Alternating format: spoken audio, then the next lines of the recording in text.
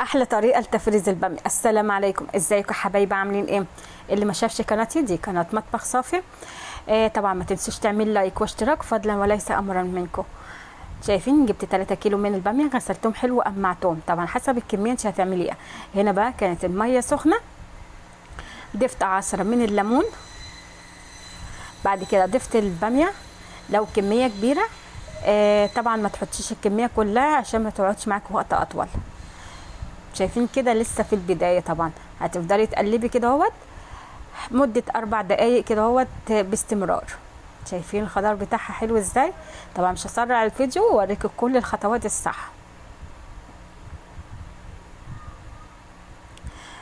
طبعا الباميه من الاكلات الحلوه جدا واحنا في الموسم بتاعها، يعني ايه، وتفريزها سهل، يعني بجد الطريقه دي مضمونه 100% ان انت تفرزي بيها طبعا الباميه.